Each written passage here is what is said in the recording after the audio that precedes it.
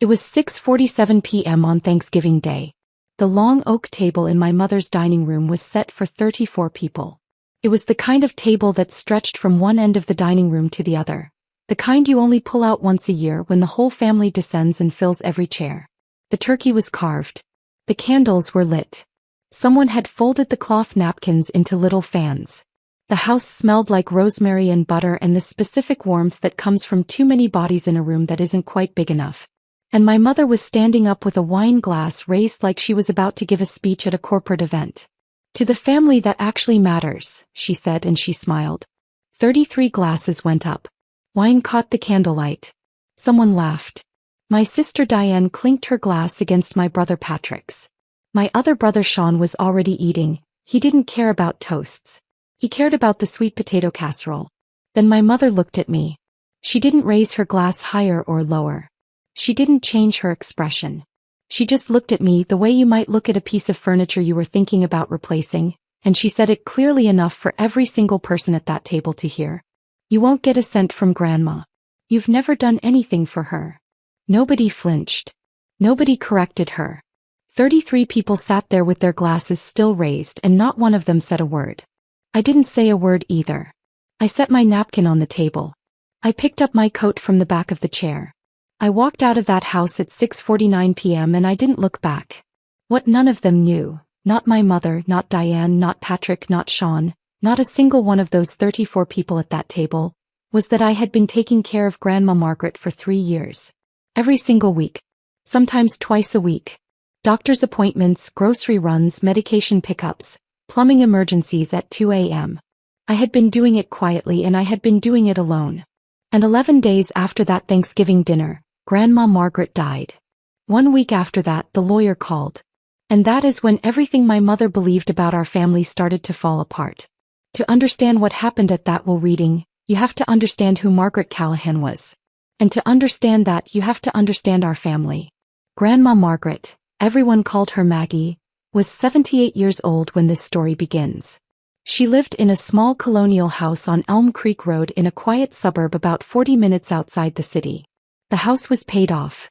Had been paid off for over 20 years. She'd lived there since before my mother was born, and before that she and my grandfather had bought it together for a price that people in our generation can barely comprehend. She was not a wealthy woman in the way most people would understand that word. She didn't drive a luxury car. She didn't wear designer clothes. She shopped at the same grocery store she'd shopped at for 40 years. She clipped coupons out of the Sunday paper even though she didn't need to. Old habits. But here's what most of my family didn't bother to find out. Grandma Maggie had been quietly, methodically investing for decades. My grandfather had been a mechanical engineer. He wasn't flashy about money. He was careful with it. When he died 12 years ago, he left Maggie with more than just the house. He left her with a retirement portfolio that had been growing untouched for over 30 years. And Maggie, sharp as a tack until the very end, had let it keep growing. None of us knew the exact number. Not even my mother. Because nobody thought to ask. And Grandma Maggie never volunteered it. My mother, Karen, was the eldest of Maggie's 3 children. She was the one who ran the family. She was the one who organized holidays, sent the group texts, made the decisions about who sat where at dinner. She was the one who decided somewhere along the line that I was the least important person in our family. I was 19 when that started. I just dropped out of community college, not because I didn't want to learn, but because I couldn't afford it and my parents wouldn't help. Diane was at a 4-year university, fully funded. My parents paid for her tuition, her apartment, her books, everything. When I asked for even a small loan to finish my degree, my father said, "We can't just give money to everyone, Claire." Diane graduated with honors. My parents threw her a party with over 60 guests. I got my GED through an online program while working 2 jobs. Nobody acknowledged it. That was the pattern. And it continued for years. By the time I was 23, I had worked my way into a stable job at a healthcare nonprofit. I wasn't making a fortune, but I was managing a small team, I was good at what I did, and I was building something real. My mother still introduced me to people at family gatherings as the one who didn't finish school. As if that single fact defined everything about who I was. Diane became a marketing executive. My parents told everyone about it. Patrick became a sales manager. They were proud of that too. Sean was still figuring things out, but he was the baby, so nobody held it against him. And Claire? Claire was the disappointment. Claire was the one who couldn't get her life together. Claire was the one my mother looked at across that Thanksgiving table and dismissed in front of 34 people without a second thought. But here's the thing about Claire that nobody in that room understood. Claire was the only one who visited Grandma Maggie.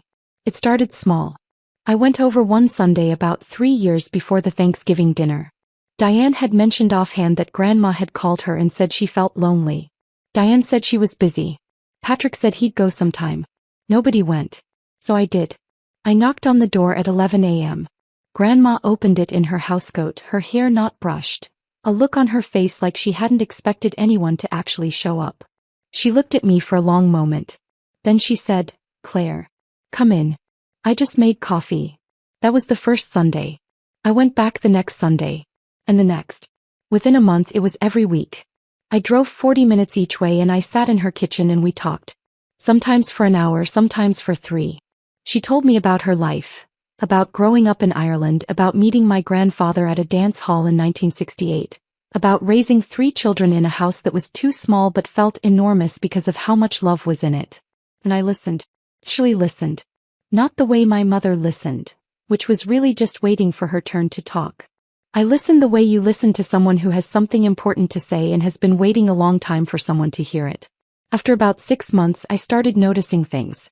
Small things. A light bulb in the hallway that had been out for weeks. A leak under the kitchen sink that had left a brown stain on the cabinet. A stack of medical bills on her counter that she hadn't opened.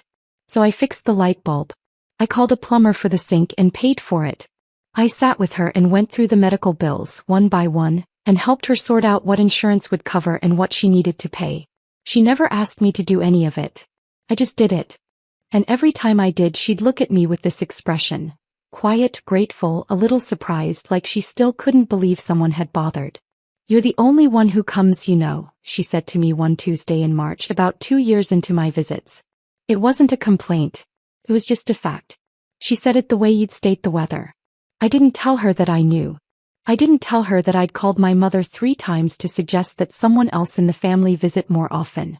I didn't tell her that my mother had said each time, some version of "she's fine. She's old. That's what old people do." I just squeezed Grandma's hand and said, "I like coming over." And I meant it. In September, about 2 months before that Thanksgiving dinner, Grandma Maggie started declining. It wasn't sudden. It was gradual, the way these things usually are. She started forgetting small things. Where she'd put her keys. Whether she'd eaten breakfast. Once I arrived on a Tuesday and found her sitting in the living room in the dark, the TV off, staring at nothing. She didn't seem to know what day it was. I took her to her doctor the next morning. Dr. Ellen Marsh had been Grandma's physician for over 15 years. She pulled me aside after the appointment and said in a calm, clinical voice, "Mrs. Callahan is showing early signs of cognitive decline. It's not advanced, but it's there. She's going to need more support." I asked if anyone else in the family knew. Dr. Marsh looked at me carefully. "You're listed as her emergency contact, Claire. You've been attending every appointment for the last 8 months. As far as I can tell, you're the one providing her care." I had been for a while without even realizing it had become that much of my life. I was the one who refilled her prescriptions at the pharmacy on Maple Street every 3rd Thursday. I was the one who called her every single morning at 8:15 a.m., just to make sure she was up and eating. I was the one who noticed one Sunday that she had forgotten to pay her electric bill for 2 months in a row, not because she couldn't afford it, but because the paperwork had confused her. I fixed it quietly. He never knew. And still no one else in the family had called once to ask how she was doing. I called my mother that evening. I explained what Dr. Marsh had said. I asked if Karen could come help, even just once a week, even just to sit with Grandma so I could take a break. My mother was quiet for a moment. Then she said, "Claire, I have a full-time job. Diane has a full-time job. We can't all rearrange our lives because Grandma is getting old. That's what happens. She'll be fine." I called again 2 weeks later. Same answer. A little less patient. I called a 3rd time in late October, after I'd spent an entire weekend at Grandma's house because she'd gotten confused and tried to leave at 3 a.m., convinced she needed to pick up my mother from school. This time my mother didn't just dismiss me. She got frustrated. You're spending too much time there, Claire. Starting to seem weird. We have a life. Normal people don't do this. Just let her be. I hung up. I didn't call again. That was 3 weeks before Thanksgiving. 3 weeks before my mother stood up at that dinner table and told 34 people that I had never done anything for Grandma Margaret. I sat through that toast. I heard every word. And I said nothing because I had learned a long time ago that arguing with my mother in front of the family was a losing battle. He controlled the narrative. He always had. So I left. Quietly. And I went home and I called Grandma Maggie and I asked her if she wanted company the next morning. Yes, she said. I'd like that very much. Grandma Margaret died on December 8th. I was there. I was there because I had been there almost every day for the previous 2 weeks, ever since her condition had worsened. I had taken unpaid leave from work. I had slept on her couch 4 nights in a row.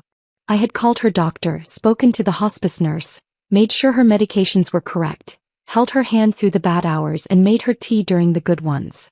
She died at 4:22 p.m. on a Tuesday. The hospice nurse was in the next room. I was sitting in the chair beside her bed, holding her hand. She didn't say anything dramatic at the end. She didn't give me a final speech. She just squeezed my fingers one more time very lightly and then she was gone. I sat there for a long time afterward. I don't know how long. Maybe 20 minutes. Maybe an hour. The room was very quiet. Then I made the phone calls. I called the hospice office first. Then I called the funeral home. Grandma had already arranged everything through a pre-need plan, so there wasn't much to do. Then I called my mother. Karen answered on the second ring. I told her in a flat voice that Grandma had died. There was a pause on the other end. Then my mother said, "Oh, was anyone with her?" "Yes," I said. "I was." Another pause. "Hey, I'll call Diane and the boys. We'll figure out the funeral." That was the entire conversation. 12 seconds of silence, 2 questions and a plan to figure it out. "No, are you okay?" "No, I'm sorry." Nothing. The funeral was held 3 days later. Small. Quiet. 41 people attended, mostly Grandma's old neighbors and a few friends from her church. My mother wore a black dress she'd bought the morning of. Diane brought flowers that cost more than Grandma spent on groceries in a month. Patrick and Sean stood at the back and left early. I stood at the graveside alone after everyone else had drifted toward the parking lot. I stayed for 15 minutes. I didn't cry. I had done my crying in that quiet room on Tuesday afternoon alone with her hand in mine. At the funeral I just felt empty. Like someone had reached into my chest and removed something that had been keeping me steady for years. Grandma Maggie was the only person in my family who had ever made me feel like I mattered. And now she was gone. It was 5 days after the funeral, 10 days after her death, when the group chat exploded. My mother had gotten an email from Grandma's estate attorney, a man named Daniel Callahan. No relation to us despite the shared last name, just a coincidence that Grandma had always found amusing. The email was straightforward. A will reading had been scheduled. All named parties were required to attend. The date was set for the following Thursday at 2 p.m. What happened next in that group chat told me everything I needed to know about my family. Within an hour of my mother forwarding the email, Diane had sent a message. "Okay, so what do we think the house is worth?" I looked it up. Elm Creek Road properties are going for $580,000 to $640,000 right now. Patrick replied, plus whatever savings she had. Dad mentioned she had money somewhere. Sean, are we splitting it 4 ways or 3? Does Claire even count? My mother, we'll figure it out at the reading. Everyone just show up and be normal. Nobody mentioned Grandma. Not once. Not a single person in that thread said rest in peace, or I'm going to miss her, or anything close to it. It was a real estate transaction. That's what it was to them. I read every message. I didn't reply to any of it. I already knew what the will said. Not because I had snooped or manipulated or done anything my mother would later accuse me of doing. I knew because Grandma had told me herself. 6 months earlier, on a quiet Sunday afternoon, she had asked me to sit down. She had a cup of tea in her hand and a look on her face that I hadn't seen before. Serious, deliberate, like she had been thinking about something for a long time and had finally decided to say it out loud. "Claire," she said, "I want you to know something. About the will." I told her she didn't have to tell me. She waved her hand and said, "I want to. It's important." She told me everything. The house. The investments. The savings account she'd kept separate from the checking account for 15 years. All of it. And she told me who it was going to. "I know it's a lot," she said. "And I know it's going to cause a fuss. But I've thought about it very carefully and I know what I want." I looked at her for a long time. Then I said, "Grandma, are you sure?" She smiled. It was the warmest smile I had ever seen on her face. I have never been more sure of anything in my life. Thursday, 2 p.m. The offices of Callahan and Associates, on the 14th floor of a downtown high-rise. The conference room was large. Larger than it needed to be. A long mahogany table. Leather chairs. A window that looked out over the city. A box of tissues on the table which struck me as a small, thoughtful detail that said a lot about how often these meetings went. I arrived at 1:45. The receptionist smiled and led me to the room. I was alone for about 4 minutes. I sat in one of the chairs near the end of the table, folded my hands and breathed. My mother arrived at 1:52 with Diane. They were dressed well, not morning clothes exactly but polished. Put together. Diane had her hair done. My mother had on a blazer I hadn't seen before. They sat across from me without speaking. My mother glanced at me once, quickly, the way you glance at something you'd rather not see. Patrick arrived at 1:57. Sean showed up at 1:59, slightly out of breath, phone still in his hand. Mr. Daniel Callahan entered at exactly 2 p.m. He was a tall man in his mid-60s. Gray hair neatly combed. Dark suit. Reading glasses on a chain around his neck. He carried a manila folder and a leather portfolio, and he set them both on the table with the kind of quiet precision that told you he had done this many, many times before. "Good afternoon," he said. "Thank you all for being here. I want to start by saying that I'm sorry for your loss. Margaret was a dear friend and I know this is a difficult time." He paused. He looked around the table. My mother nodded. Diane shifted in her chair. Patrick checked his watch. "I'm going to read the will now," Mr. Callahan continued. "It is legally binding. It was executed on June 14th of this year, approximately 6 months before Margaret's passing. It was witnessed by 2 parties unrelated to this family, and it was notarized at my office. I want to be clear about that before we begin because it's important." He opened the manila folder. The estate of Margaret and Callahan includes the following assets. He adjusted his glasses. The property at 14 Elm Creek Road, assessed at $620,000. A savings account at Brookfield National Bank, holding $487,000. A brokerage investment account, currently valued at $1,214,000. And a secondary savings account, holding $41,000 in miscellaneous funds. He paused. The room was very still. $2,362,000. That was the number. I watched my mother do the math in her head. I watched Diane's eyes go wide. I watched Patrick sit up straighter in his chair. "The bequests," Mr. Callahan said, and he turned the page. "To Karen Donovan, $5,000. My mother blinked. She didn't say anything but something shifted in her face, a small tightening around the eyes. To Diane Donovan, $5,000. Diane's mouth opened slightly. She closed it. To Patrick Donovan, $5,000. Patrick looked at the table. To Sean Donovan, $5,000. Sean looked at my mother. He didn't look back. Mr. Callahan turned the page again. He took a breath. And then he read the next line. "The entirety of the remaining estate, including all property, all accounts and all assets not otherwise specified, is to be given to Claire Marie Donovan." Nobody spoke. The silence lasted for 10 seconds. I counted. 10 full seconds where nobody in that room made a sound. No breathing that I could hear. No shifting. Nothing. Just the faint hum of the air conditioning and the distant noise of the city 14 stories below us. Then Mr. Callahan said, "There is also a letter." He reached into the leather portfolio and withdrew a single sheet of paper, cream-colored, folded once. He unfolded it carefully as if handling something fragile. And he read it aloud. "To my granddaughter Claire. This letter is meant to explain my decision, though I don't think it needs much explaining to anyone who is paying attention. Claire visited me every week for 3 years. She drove 40 minutes each way and she never once complained about it. He took me to my doctor when no one else would. He paid my bills when I was too proud to ask. He sat with me on the hard days and made me tea on the good ones. He was there when I was frightened. She was there when I was lonely. She was there when I was dying. I watched my other grandchildren grow up and I love them. But Claire is the only one who ever showed up for me, not because she had to. Not because someone told her to. Because she wanted to.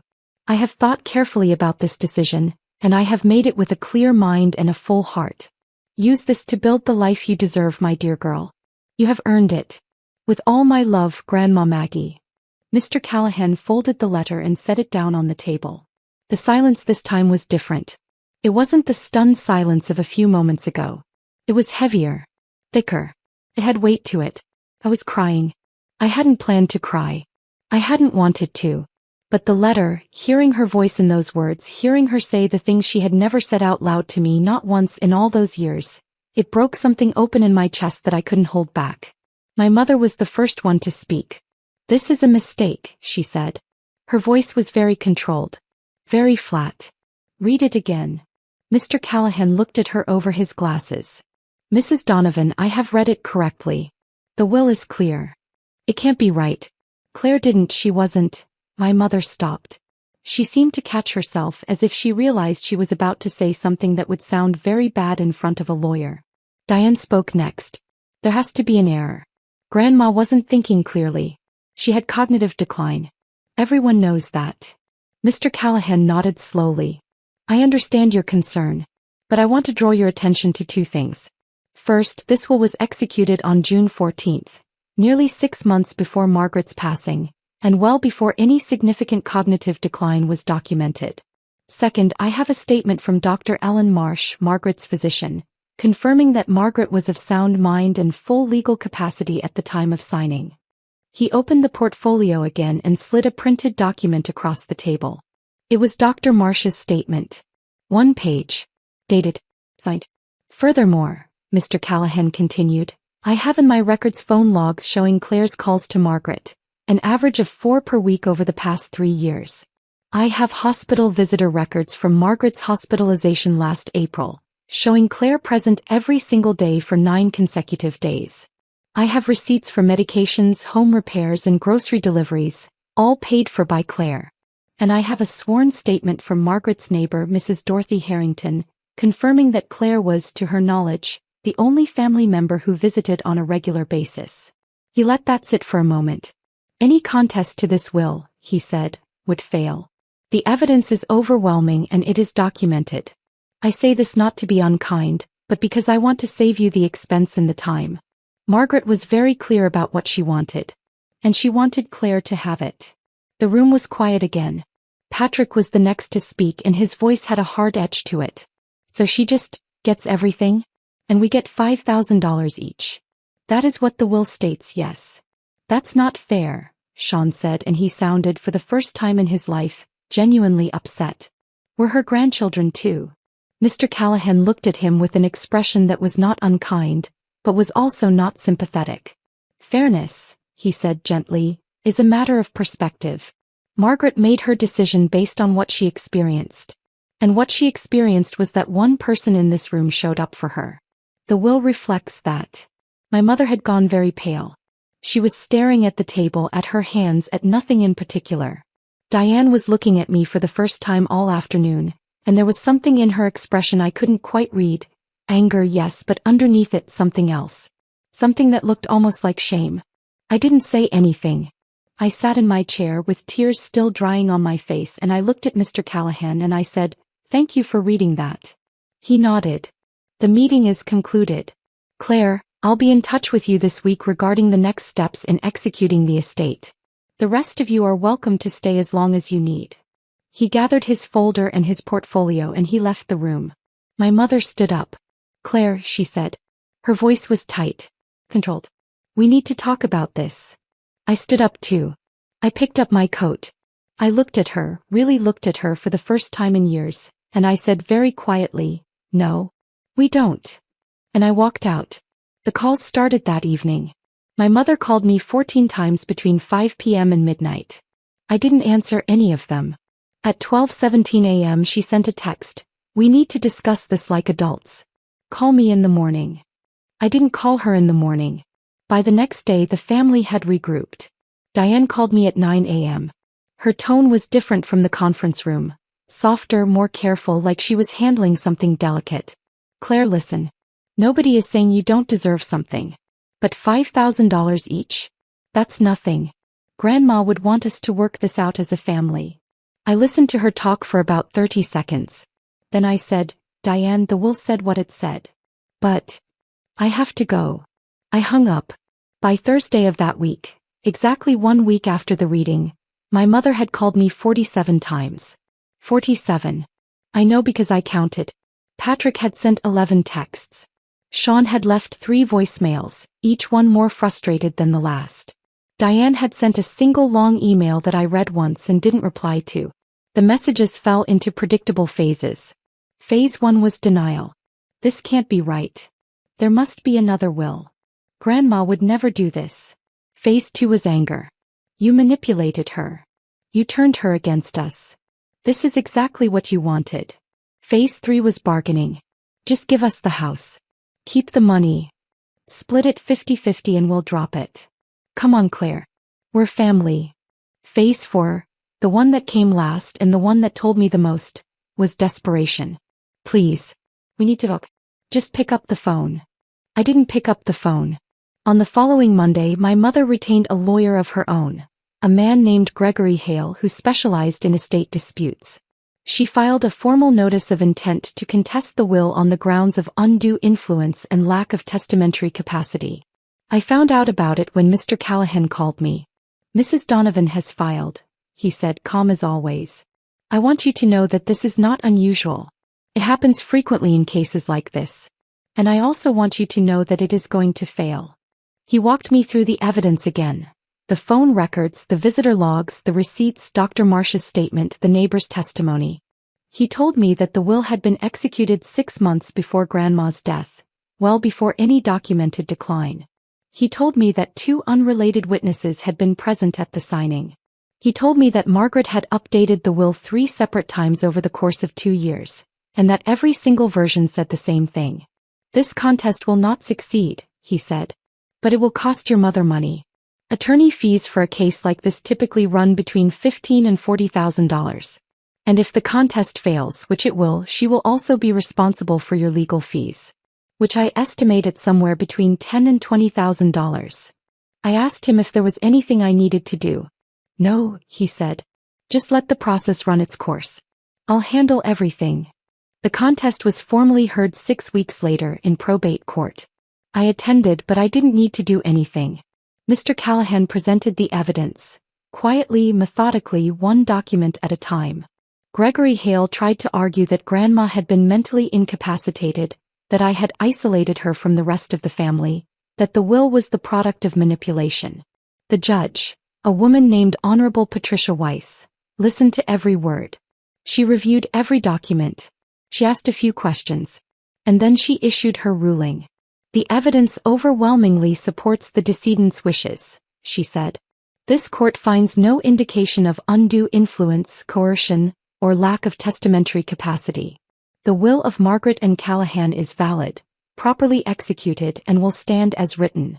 The contest is denied. She paused.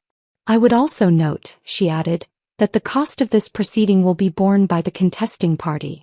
And I would strongly advise against any further frivolous litigation in this matter, or sanctions will be considered. Gregory Hale did not look happy. My mother, sitting 3 rows back, did not look at anyone.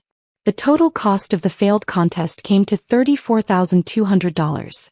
My mother paid every cent of it. On top of the $5,000 she had already received, the only thing Grandma had left her, she had now spent nearly 7 times that amount trying to take what wasn't hers. The weeks after the ruling were quiet. Quieter than I expected. My mother stopped calling. Diane sent one more text, just 2 words, I'm sorry, and then nothing. Patrick and Sean went silent entirely. The group chat, which had been buzzing with messages for years, went completely dead. I didn't reach out to any of them. I spent the first few weeks after the estate was settled doing what Grandma would have wanted me to do. I went to the house on Elm Creek Road. I walked through every room. I touched the things that had been hers. The photographs on the mantel, the old books on the shelf, the mug she always drank her coffee from. I sat in her kitchen in her chair and I cried for a while. Not because of the money. Because of her. Because she was gone and no amount of inheritance could change that. When the grief settled into something quieter, something I could carry without it overwhelming me, I started thinking about what to do with what she had left me. I kept the house. Not to sell it, not to flip it, not to make money off of it. I kept it because it was hers and because it meant something. I had it cleaned and repaired, fixed the things that had been broken, painted the rooms she'd been meaning to paint. I made it the house she would have wanted it to be, if she'd had someone to help her sooner. I donated a portion of the savings to the hospice organization that had cared for Grandma in her final days. Another portion went to a scholarship fund at the local community college, the kind of help I never got for people like me, and I kept the rest. Quietly. Carefully. The way Grandma had kept it. Not because I needed to show anyone, but because it was hers and now it was mine and I intended to honor it. I visit her grave once a week. On Tuesdays. The same day I used to visit her at the house. I bring her a cup of tea, Earl Grey, the kind she liked, and I sit on the bench near the headstone and I talk to her for a while. About my week. About the house. About nothing in particular. It feels strange talking to someone who can't answer. But it also feels right. Sometimes I think about that toast at Thanksgiving. My mother's glass raised. The wine catching the light. To the family that actually matters. I think about the 33 glasses that went up. I think about the 10 seconds of silence in that conference room when Mr. Callahan read my name. And I think about the letter. The one Grandma wrote. The one she folded and left in a leather portfolio with her lawyer, 6 months before she died, knowing exactly what it would do when it was read out loud. You have earned it, my dear girl. I didn't earn it because I wanted the money. I didn't earn it because I was trying to prove something to my mother or to anyone else in that room. I earned it because I showed up. Week after week, year after year, I showed up for the one person in my life who had ever made me feel like I was enough. And in the end, she showed up for me too. My mother called me one last time about 2 months after the ruling. Late at night. I let it go to voicemail. The message was short, just a few sentences. I listened to it once. She didn't apologize. She didn't ask for anything. She just said, I hope you know what you've done to this family, Claire. I listened to it. I thought about it for a while. And then I deleted it. Some things once they're said can't be unsaid. And some doors once they close don't have to open again. I made my peace with that a long time ago. I just didn't know until Grandma Maggie showed me that it was okay to let go.